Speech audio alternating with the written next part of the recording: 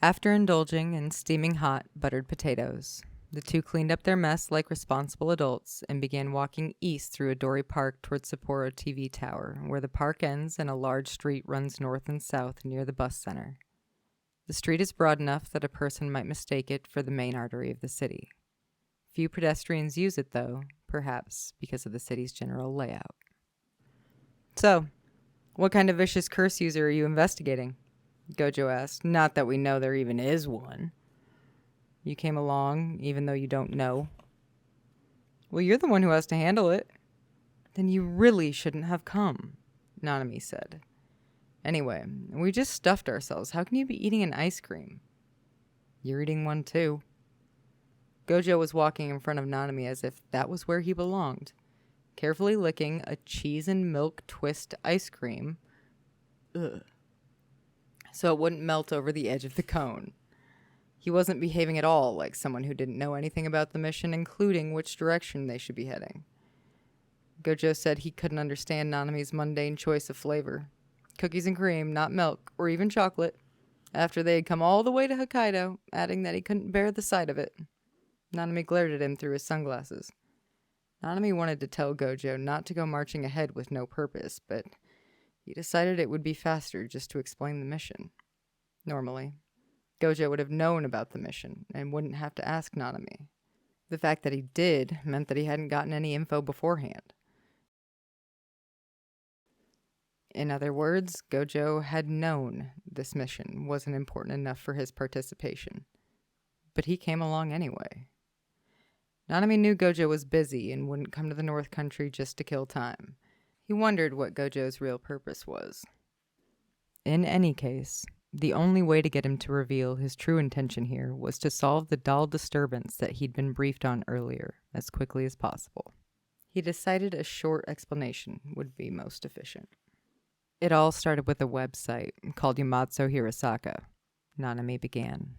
That's quite a name, what with the reference to the realm between life and death and all. It's on an independent server to avoid search engines, but Ijichi was able to track it down. The man's got skills. Gojo's matter-of-fact tone suggested that he expected nothing less. Hearing that, Nanami guessed Gojo had badgered Ijichi for Nanami's destination. Kiyotaka Ijichi may not have been a super hacker, but once he knew what he was hunting for, he could figure out a way to find it. In this information-saturated society, many situations call for skill in searching rather than specialized knowledge. In that respect, Ijichi was of immense value. That didn't mean, however, that Nanami could overlook the fact that he leaked information.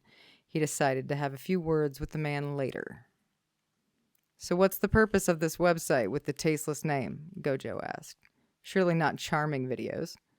It's actually a pretty plain website, enough to make you nostalgic. Like with a visitor's counter on top? And when it reaches a certain number, you have to notify the administrator? Yeah, sort of like that, Nanami replied. That does bring back memories, unfortunately. Yeah, we're getting old. Nanami took a bite of his cone, swallowed, and continued.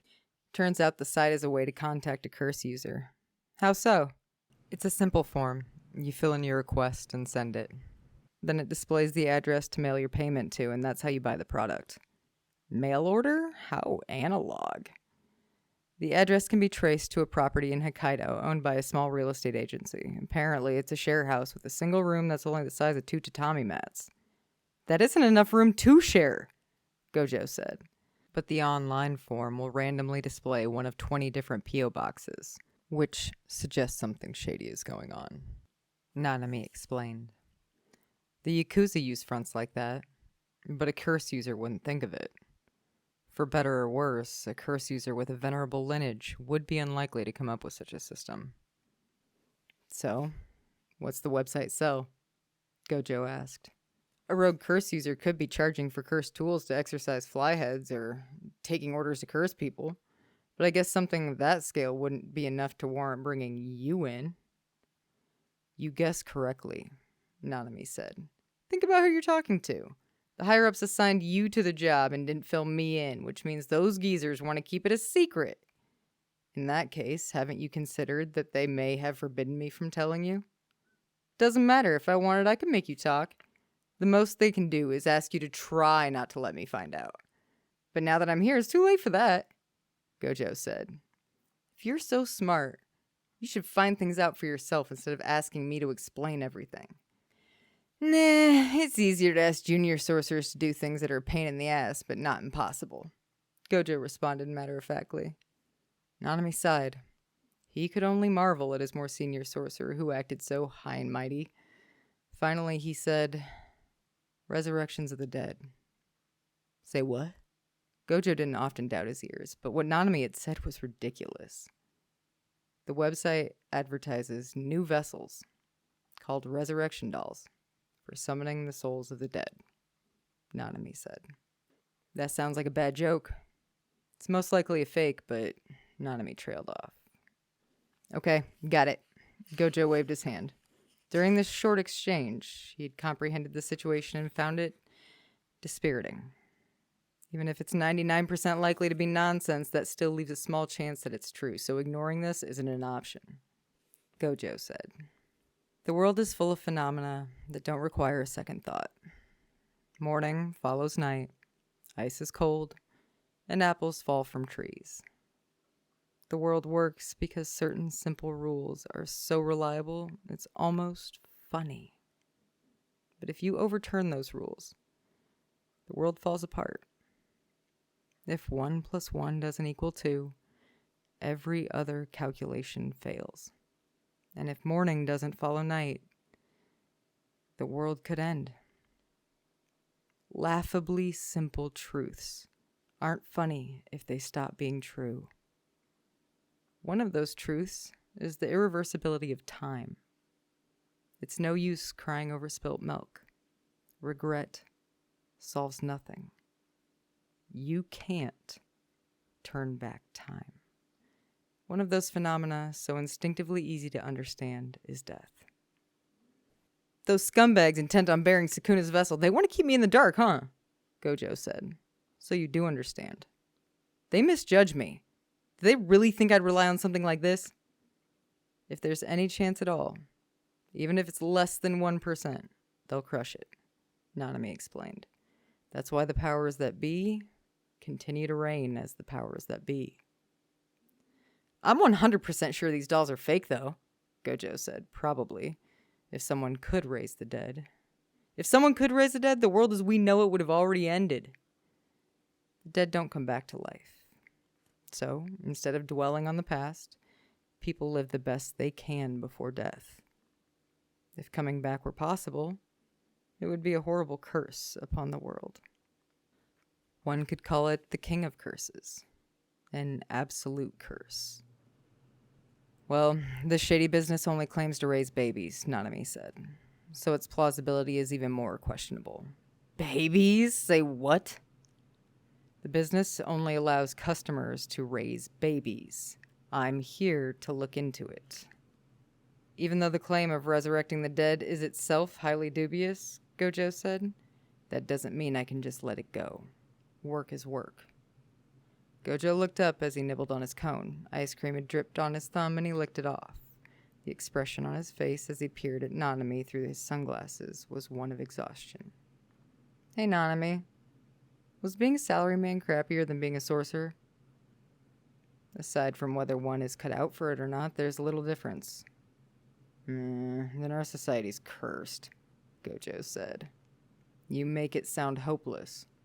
Whoever's selling these dolls, let's call him the doll maker. You know where they are, right? Which way do we go? We already passed it, because somebody walks wherever it suits him, Nanami said meaningfully. Huh? So this is my fault? You're starting to make me think that being a salaryman was better, because at least it didn't involve you. Nanami couldn't help reconsidering his course in life. All right, y'all. Sorry, I'm really excited. That's Section 2, Chapter 2. We got some things to talk about, don't we? Number 1 on the agenda is ice cream cones. Ew, cheese and milk. Gross. What is wrong with Gojo? Why is he like this? Nanami got one too. That is so friggin' cute. Okay, on to the next topic. We got some resurrection dolls, don't we? If the dead could come back to life. It's funny that Gojo is the one that says if the dead could come back to life, the world as we know it would have already ended. Bro came back to life, though. Bro was dead. And how's he gonna say that? He does that all the time. Like the same thing happened with Geto. Like, literally accidentally spit in Geto's face. Like, why are you trying to do something impossible? Geto's like, bro, it's only impossible for me. Like, it's not impossible for you, so who are you to say it's impossible? Like, he's the dude doing the impossible thing. Anyway, we all know that Gojo put the dumb in wisdom. I get it. We're going to put him back in the box. Let's move on to the clocks. Actually, that terrible little joke reminded me of something that I want to talk about first. So allow me to direct you to this beautiful little narration paragraph we have here. I'm assuming that these are Nanami's internal thoughts, because he's basically kind of reflecting on his own morals about Jujutsu society and what the laws of nature. Yes, that is a physics. What do I want to call that? A physics plug? Yeah, that's a physics plug. Cool. Anyway, and I quote, "The world is full of phenomena that don't require a second thought. Morning follows night. Ice is cold. And apples fall from trees." Okay, pause. Morning follows night. Insert character parallels here. Ice is cold. Insert character parallel here. And apples fall from trees. That's gravity, by the way. That's insert character parallel here. And I continue. "The world works because certain simple rules are so reliable, it's almost funny." Pause. Insert character parallel here. "But if you overturn those rules, the world falls apart. If 1 + 1 doesn't equal 2, every other calculation fails. And if morning doesn't follow night, the world could end." Pause. Okay, so manga readers, everybody, I'm going to try and keep this as cryptic as possible. If you know, you know. If you don't, you don't. As of Friday, January 13th, our most recent chapter is the first evening that we have seen in the Culling Games. This is the very first night that we have seen. If morning doesn't follow that, and we know what sunrise in 2 days looks like, there might be some contention there. Anyway, I continue. "Laughably simple truths aren't funny if they stop being true." Pause. Insert extremely panicked character parallel here. Please no. And I continue. "One of those truths is the irreversibility of time.